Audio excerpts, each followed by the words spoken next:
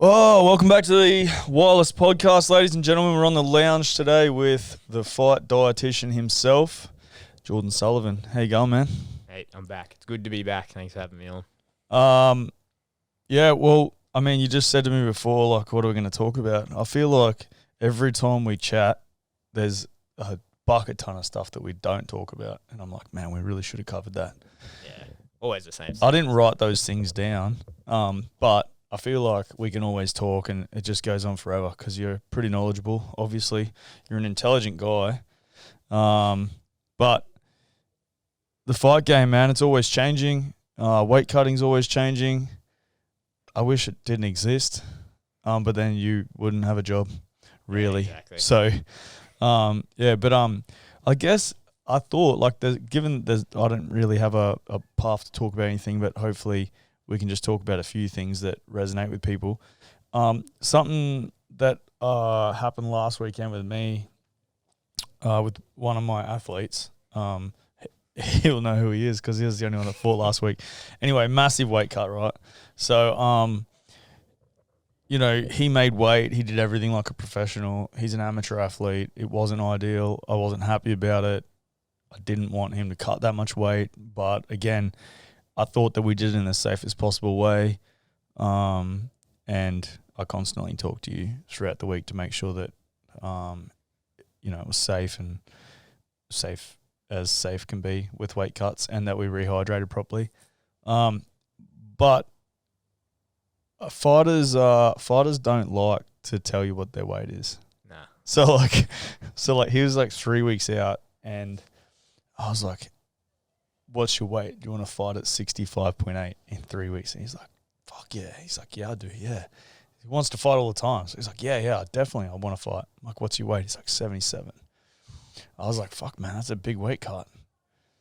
Man, I don't know why I didn't think about it, but I should have thought about it. But I used to do the same thing. So he was probably like 78 and a half, close to 79. And I don't know why, lesson learned or whatever, but he did his weight cut. He did a pretty decent cut in the final week. And then he fought, he performed well. He's got a good style to sort of manage distance and pace anyway, so the weight cut wouldn't take a huge toll on him. But yesterday he messaged me and he's like, fuck, man, I'm 80 kilos. He's like, what is going on? And then, like, I seen him last night. He's like puffy in his face and that. And it started making me think about something you talked about ages ago, which was the excess fluid that the body holds after a weight cut. And then the accumulative effect of that after multiple weight cuts. Yeah. And how that affects your body. And I've started to notice myself that after years of doing it, that, like, your body's just not the fucking same. Nah.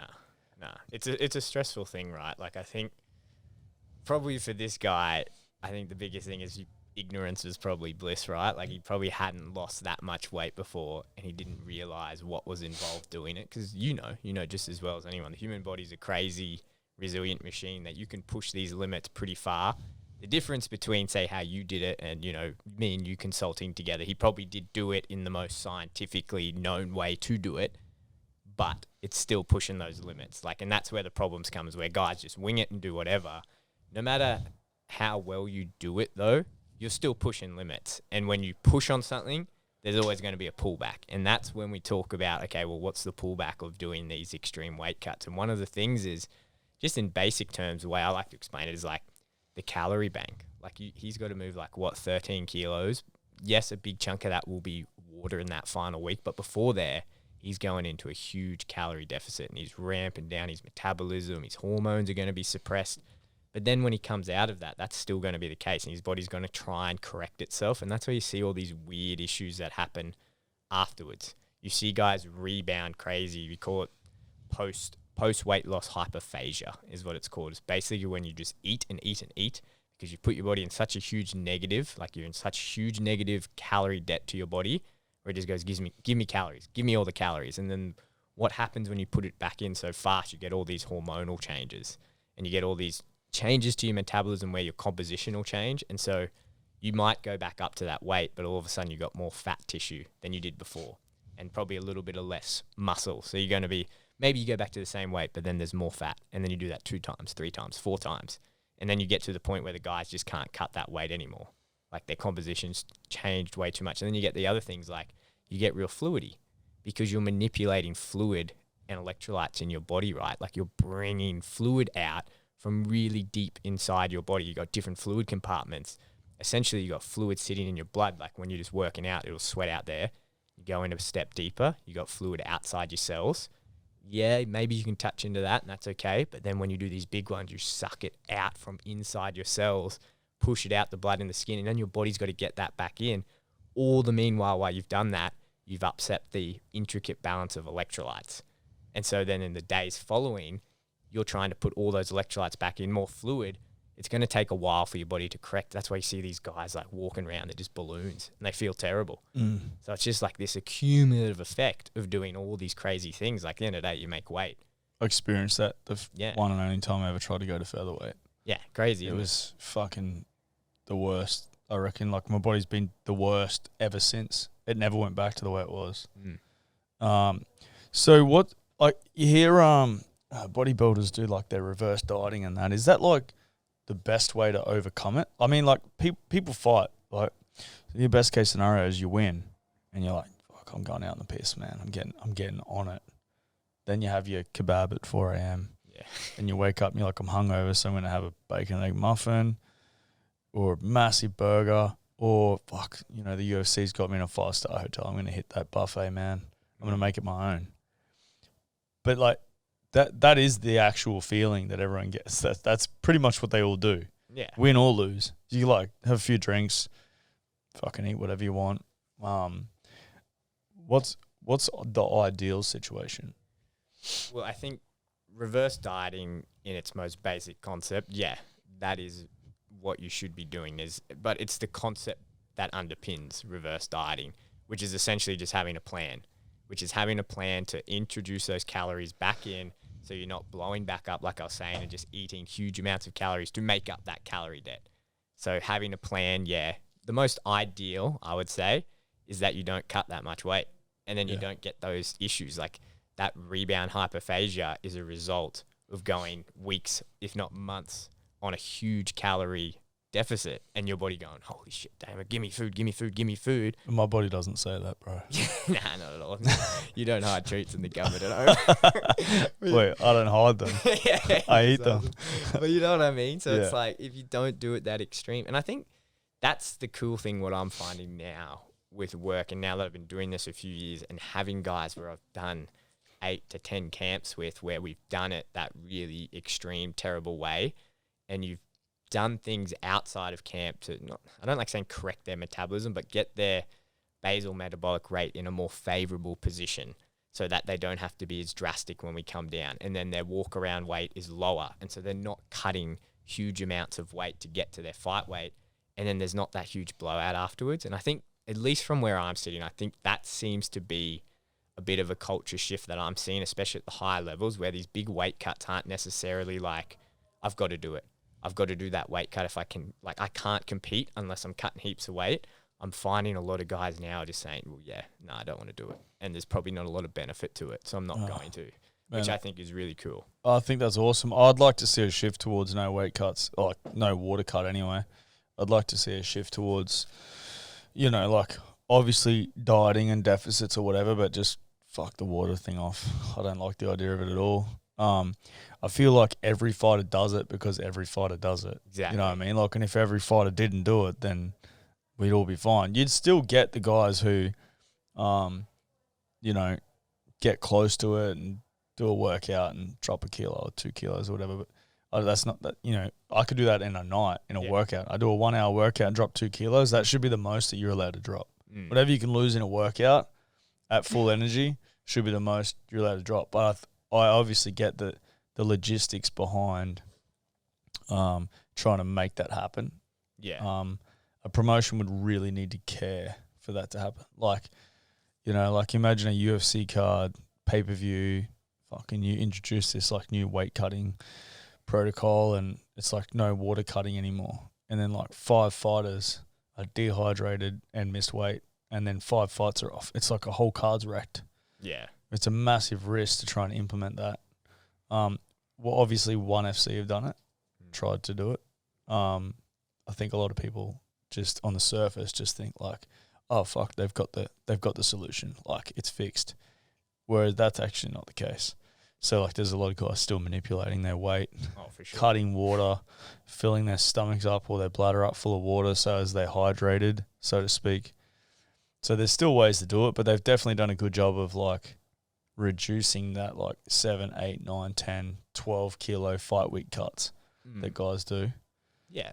I think, I think the idea behind ONE is really good, but I think the idea only goes so far. I don't think, no matter what you do, this is like my job, right, as like a performance specialist, performance dietitian, whatever, you're always pushing those boundaries. You're trying to get a better performance out of your athlete, and that's what my job is, the strength and conditioning coaches, like even the technical coaches. You're always trying to get a better performance.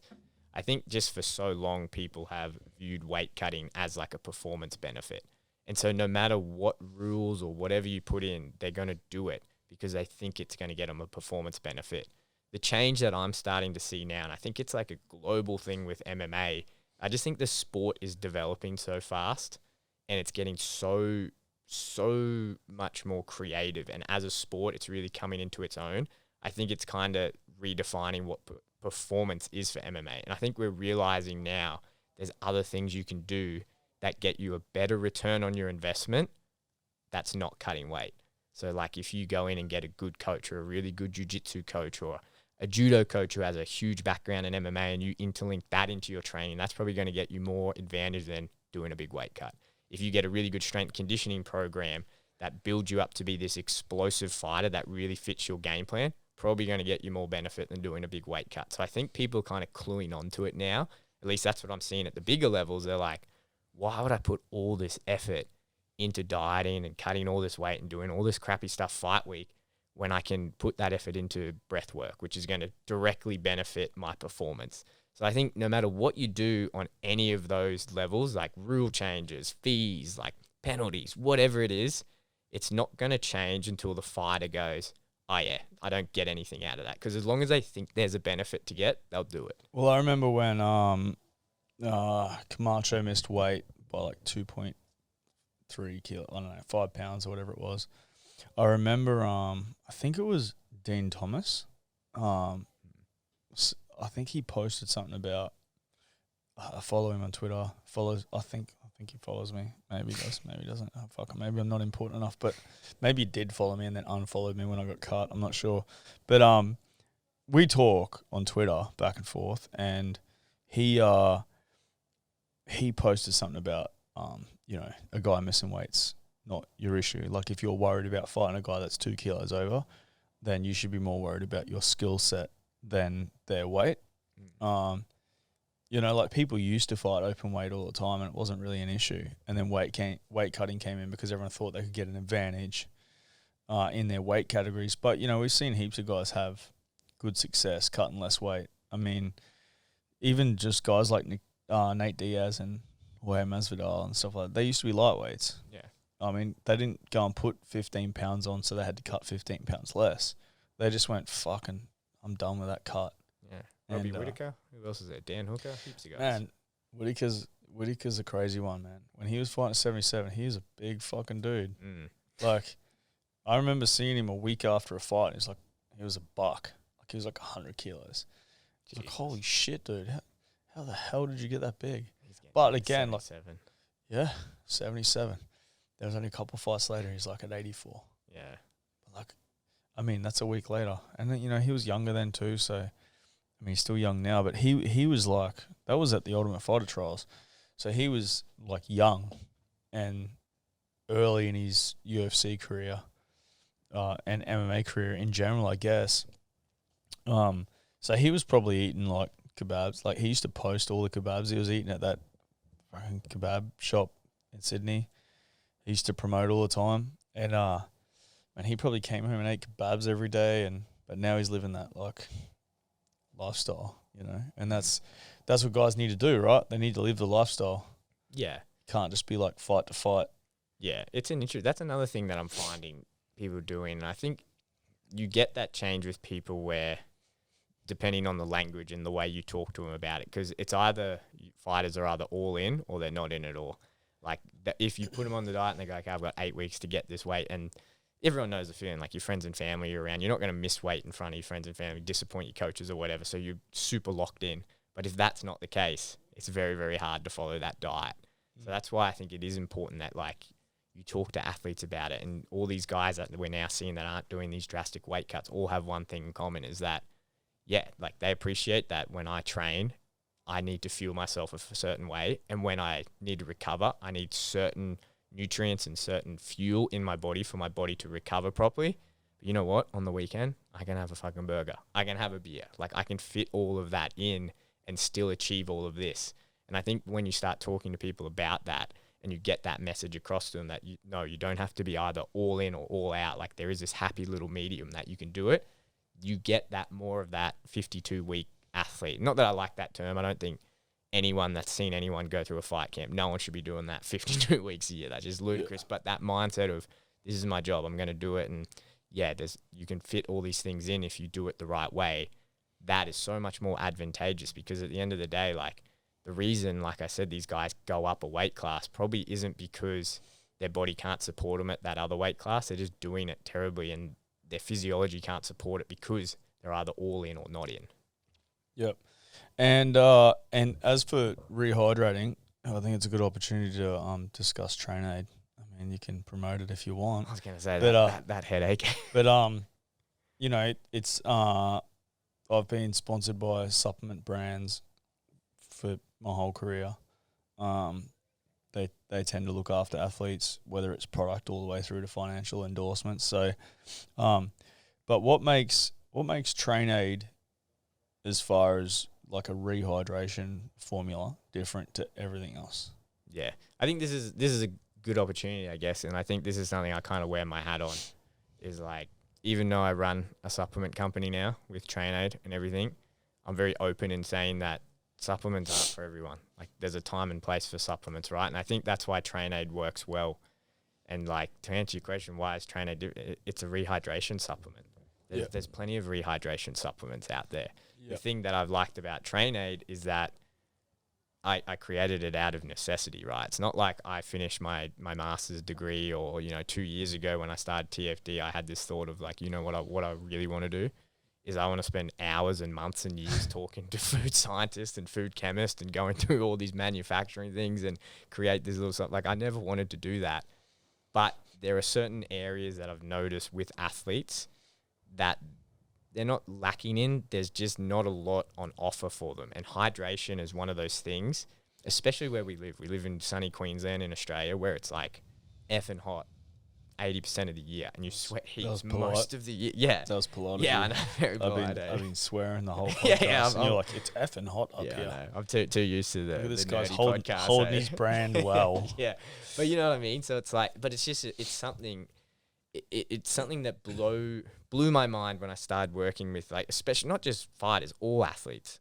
All athletes kind of do this, where they'll prioritize things like BCAAs or pre-workouts or whatever, which maybe have their time and place somewhere, but then something like water and hydration, which like 70% of your body is fluid. What do you do when you go and you work out? You sweat out, like you said, anywhere between 1 to 3 kilos a session.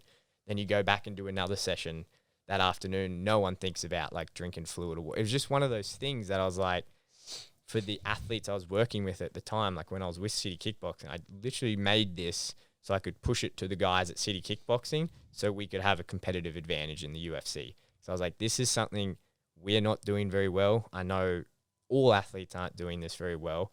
And then creating Train Aid was almost like I had to create a brand and a product to almost make hydration cool, to convince them, yeah, you've got to take your hydration seriously.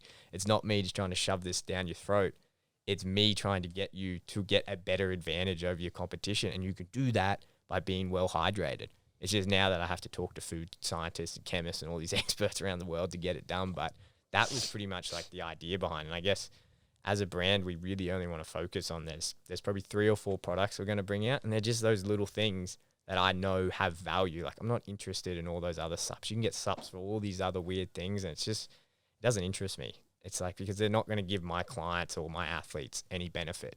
So it's like, give them the things that are going to give them a benefit and an advantage, because at the end of the day, it's a competition and we all like to win, right? Yeah. So it's like, that's the reason we've created the whole brand. Yeah. Speaking of CKB, they're obviously the, I don't know, benchmark or one of the best gyms going around at the moment on the world stage. It's actually really nice, even as an Aussie. Yes, I'm supporting a Kiwi team. Breaks my heart every time. But they do win at some things. So it's rather nice to hear CKB mentioned alongside the likes of ATT and, you know, TriStar and Jackson Wink and stuff like that. I reckon it's really cool that there's a gym down under that's or in this region that's kind of put themselves in that space. I remember Eugene, when he was fighting, look, and he's fighting my teammates at 77 kilos. Oh, I was going to say, the photos of Fight Eugene are so funny. Man, he was fighting at 77 kilos. I think about it whenever I see him, like, holding pads for the guys, you know, I'm like, fuck, man, that guy used to fight at 77.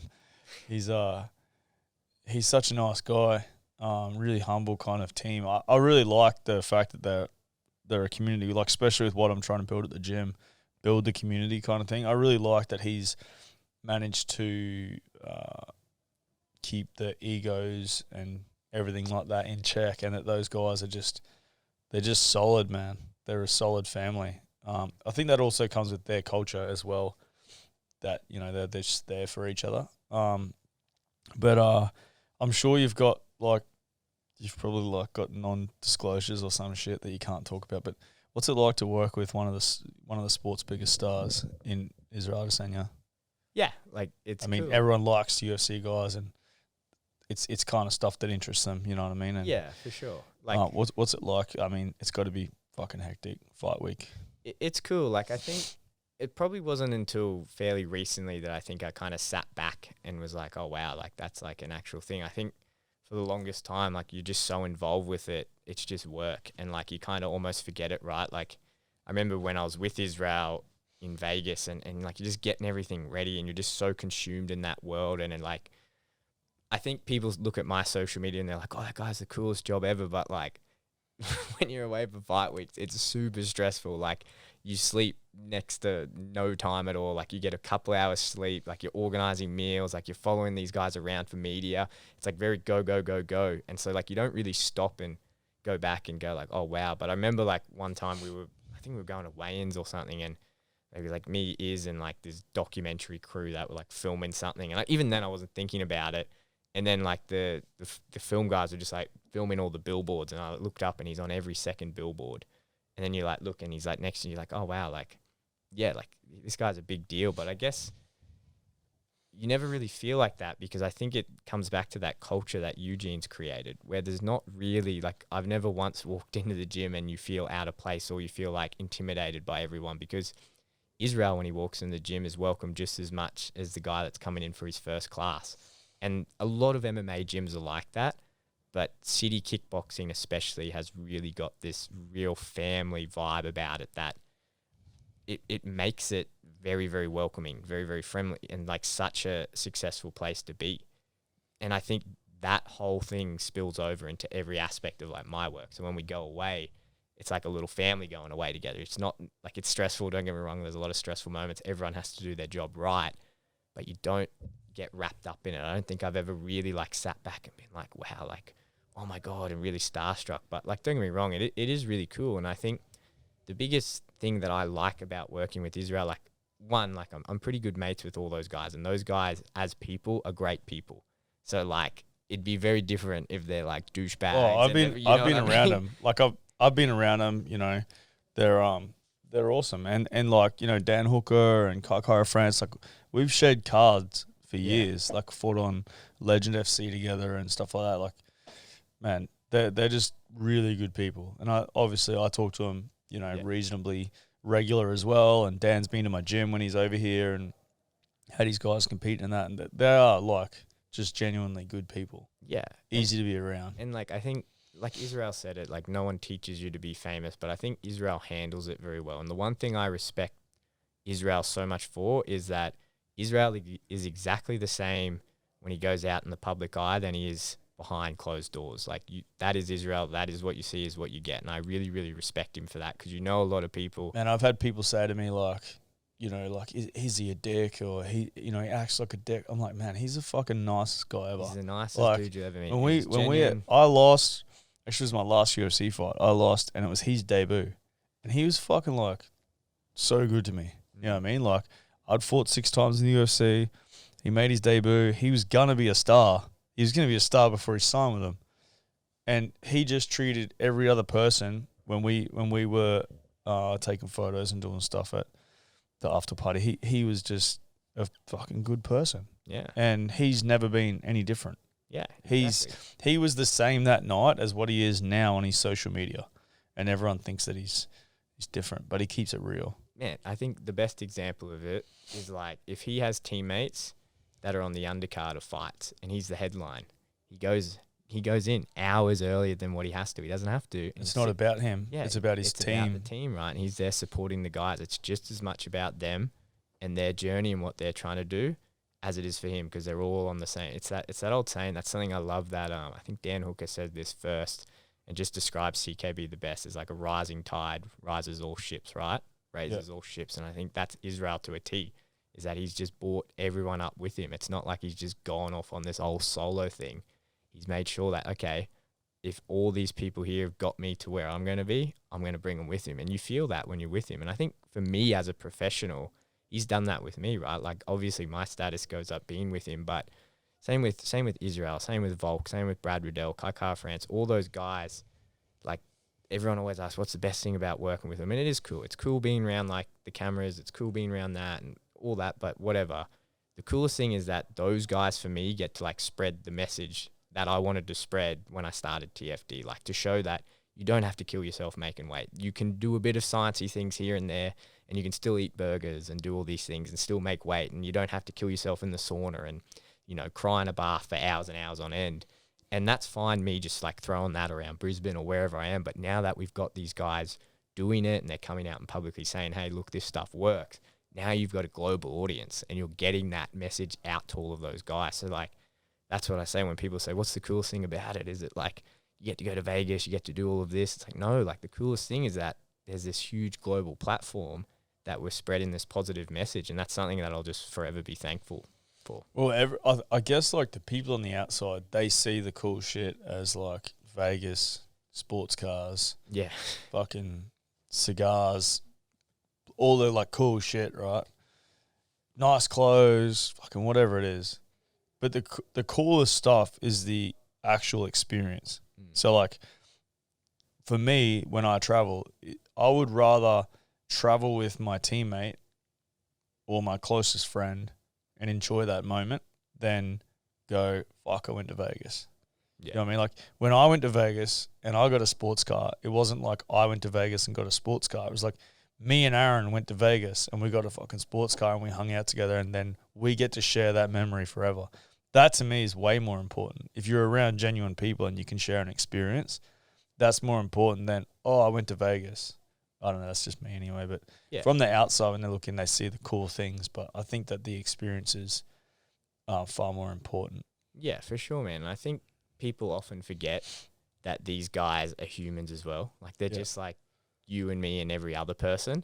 Like they've got wives and families and partners back home and they've got kids. And I think that's one of the coolest things to see too, is that how well they handle themselves in these situations, right? Like they go from being in an environment like city kickboxing where they're not treated any different to anyone else. They're just another guy in the gym.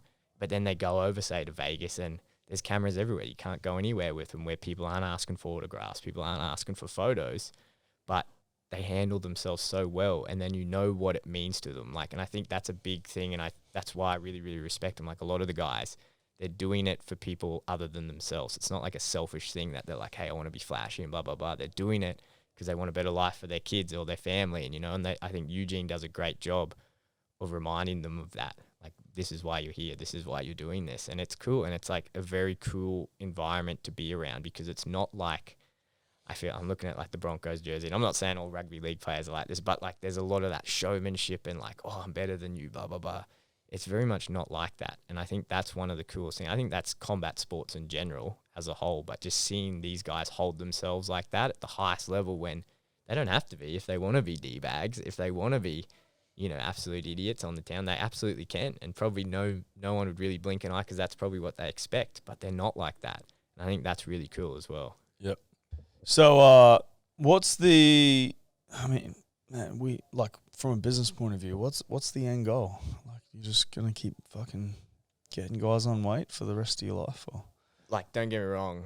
I was going to say I'll be very political how I word this. Don't get me wrong. I love my job and, and I love my clients. Man, it's like anything. Like you can't do it forever. You can't do it forever, and it's tough. Like that's the thing. Like cutting weight with people, if you do it properly, is tough. Like I remember some cards, I'd be looking after 7-8 guys. And I remember in Adelaide, you lost like 6 kilos in fucking people's like in the bathrooms just because they were so steamy. Yeah. Like I've had times where I've nearly passed out. Like I did 28 hours straight of weight and didn't touch food because I'm like big on that. Like I won't eat or drink around the guys. Like if you're in it, I'm in it with you type thing. And yeah, man, there's been some rough, and it's like rough on your body as well. And like just, what it's like when you're in a business like this, you have to fully commit. Like you cannot gain the trust of your clients or like be accepted into these groups that I was just talking about unless you're completely in. So you have to make it's the same as being a coach. Exactly. Like you have to make a lot of sacrifices in other parts of your life to be able to do that. And it's like everything. It's like when you're an athlete, like there's a shelf life to that. And don't get me wrong, like I love TFD and I love what we built, but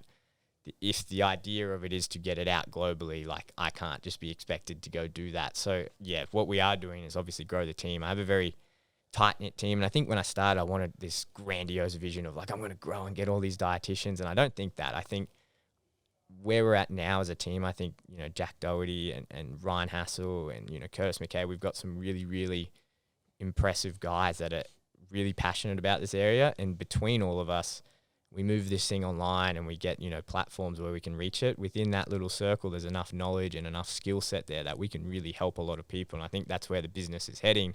And we're actually developing that like an online hub where we want to we don't want to make it like it's intimidating like a university or whatever, but it's like a bit more upskill where say Damien Brown coach can come and instead of like having to pay us to come get consulting, there's all the info there. And if you want to read about, I don't know, rehydration or whatever, we've got a whole lecture series there. You can just read about it. If you want to read about how to get old mate on weight in those 2-3 weeks, then you can read about it there. So I think where I see this going is the education side of it. Like I think that was the goal of the whole thing. If you want to have a mass impact on a lot of people, you've got to educate them. Like I can sit here and scream it out into people's ears as much as they will, but unless you really take it in, embrace it, and then understand it, you're not going to make any change. So like that's really where we want to go, is just put a lot of time and effort into this education hub and performance hub and help a lot of athletes, not just in combat sports, like I think what you do in combat sports is probably the most complex performance nutrition puzzle you could ever solve.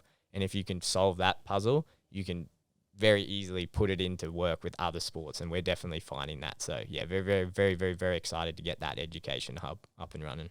And build a team so you don't have to keep cutting weight yourself. Yeah, exactly. And I think I'm pretty lucky. Like I've got the guys. The thing is with it is that I think now a couple years on, like I've got guys like Jack and Ryan who I have trained for a couple years. It's not like one of those things that you can just do a weekend course and you're like, hey, I'm good at cutting weight. It's like, no, man, like you need to understand all these little intricate things that, that for 99% of the time will just not be relevant. It just will not be relevant for 99% of the time. And 99% of the time, it'll go smooth and nothing will happen. But that 1% of the time, when it doesn't, that 1% of the time, someone starts having a seizure, someone passes out and they don't wake up, you have to know how to respond, who to contact, and how to look after that person. That's your responsibility. So like I have to spend a lot of time training these guys to make sure that they're ready for that. Yep. So yeah, that's man, I've thought about that. So I don't think about that myself. Like when I cut weight, I'm like dead or on weight. That's like your athlete. I'm like the athlete mindset is like I'm on weight or I'm going to hospital. Yeah. You know what I mean? And I don't think that's a bad thing to have as an athlete because I'm not a bitch when I get in the heat. You know what I mean? Like I'm cutting weight. I'm fucking on. But as a coach, especially last week, he never cut weight like that. Let's just be clear. It was like nowhere near that, right? In fact, the whole time I felt like I was like, yeah, sweet, he's gonna make weight. But it did cross my mind in future, if I had guys cutting an extreme amount of weight, I was like, what the fuck would I do?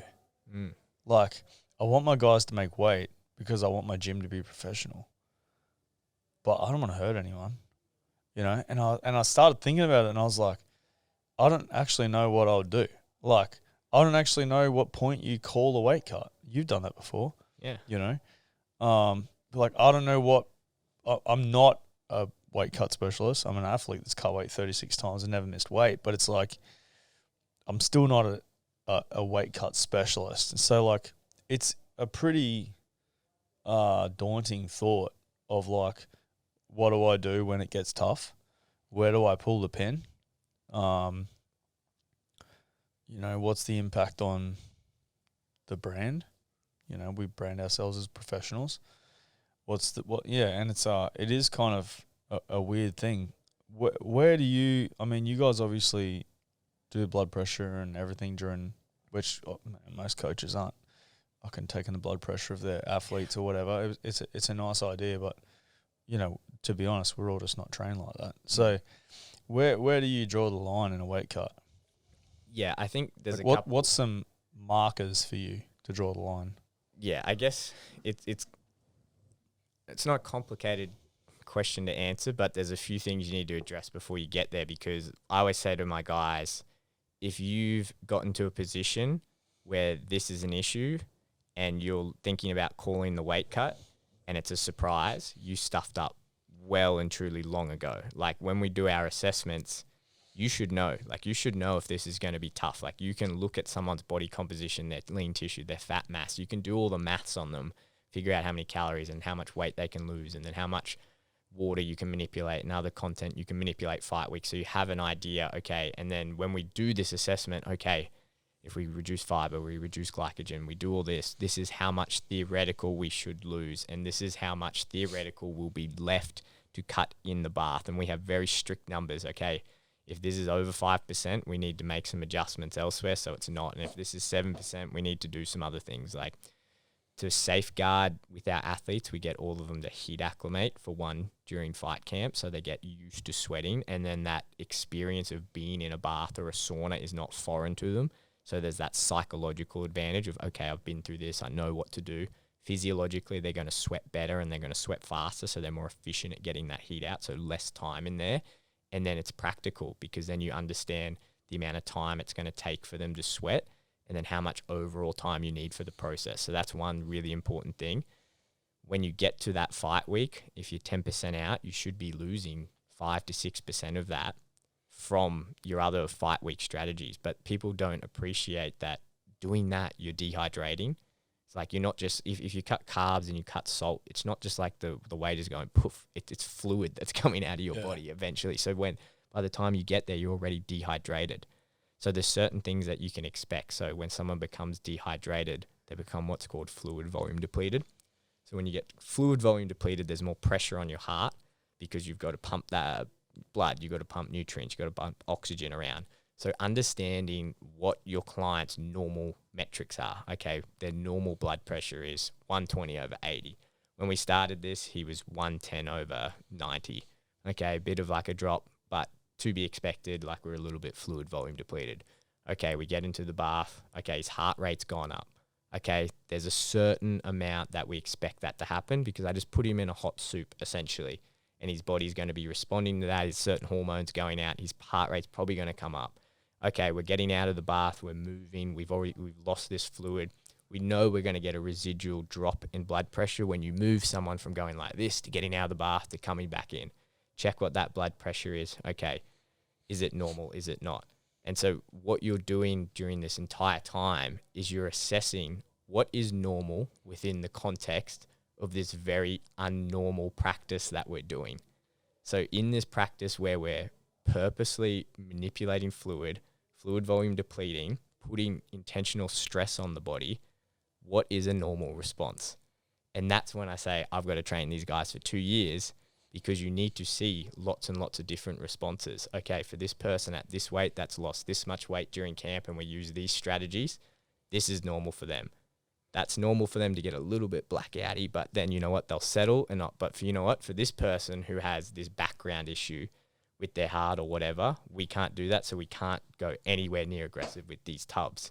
Like we've got to do way cooler baths. We've got to be in there less time. So you see what I mean? Where it's like blacking in and out. Fucking, it's like gave me PTSD. Yeah, everyone's gone through it. And I think, but like I said, for 99% of the time, that will be so overboard and so unnecessary because, like you said, coaches can just go in and do it without that knowledge.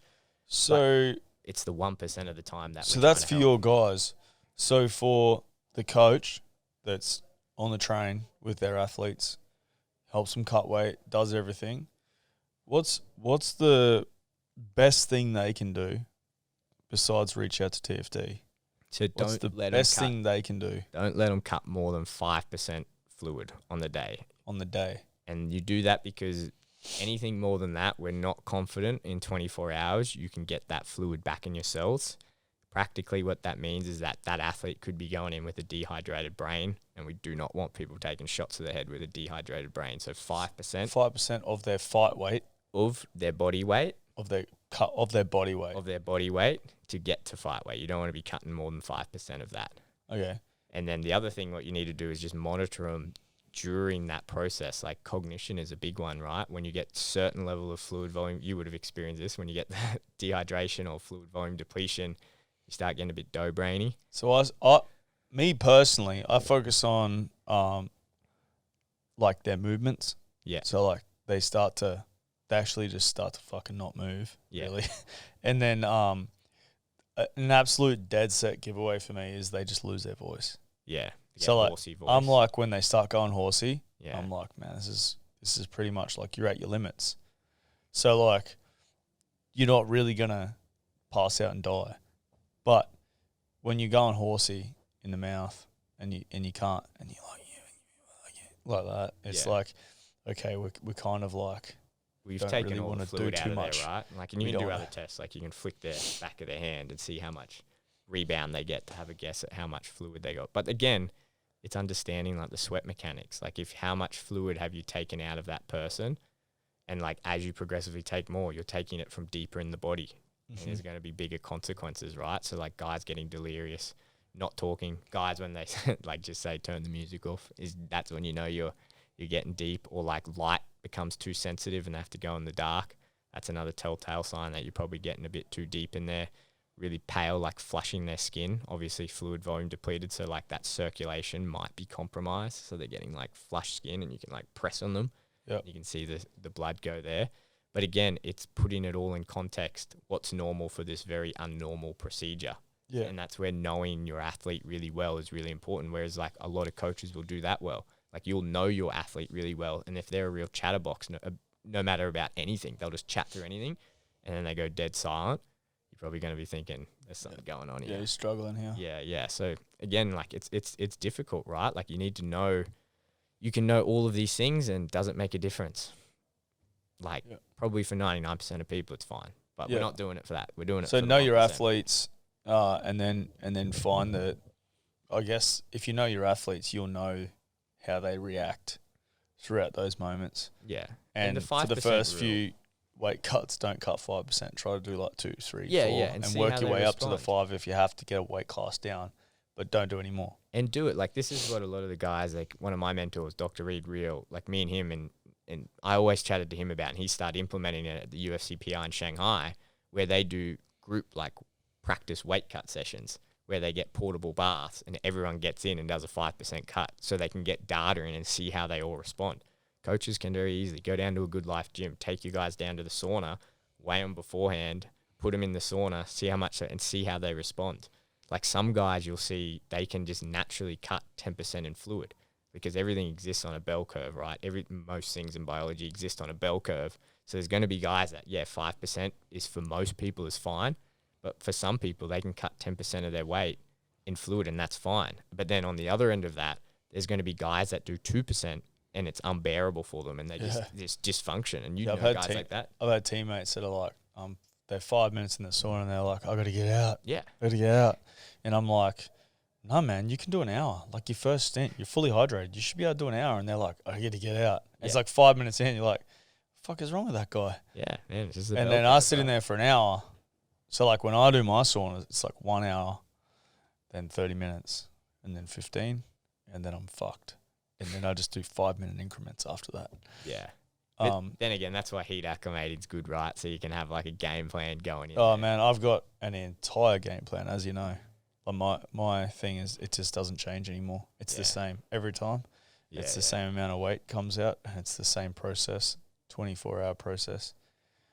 And it works for me, but it doesn't necessarily work for everyone else. Yeah, so. Like that's the thing, right? Like you'll get on weight and you'll go there, and it's just like I guess the ultimate thing, like what we're doing is like, what's the result if you're doing weight cuts like that? Like you can cut weight and do bigger weight cuts, and if you come back to me and we do all our bloods the next week and follow up in 2 weeks' time and everything's good, then you've probably got a bit more of a resilient body. But like I said, there's probably someone there who could do 2%, and then their liver like function tests, their kidney tests are just cooked, and it's like, well, we cannot be doing that because it's too stressful on your body. It's just not for you. Yeah, right. Well, man, like I said, we've done a good 45 minutes. We could just keep chewing the fat, like, because it's always just, for me, it's actually a really interesting subject. I love the subject of not necessarily the water part, but like of the whole process. I like talking about it. I know that it's an ever evolving process in the sport, and that nothing, stays the same. So I feel like we can always continuously touch on it. How can people follow TrainAid? TrainAid, hit it up on the Instagram. We have Instagram and Facebook we're big on, so at TrainAid, TrainAde, and then TrainAid Performance on Facebook. Okay, sweet. It's awesome, guys. Check it out. I love it. It's a really good product, and you got a new flavour. What's the new flavour? Raspberry lemonade, dropping 27th of September. Yeah, or you can come to Base Training Centre and get it this week. That's right.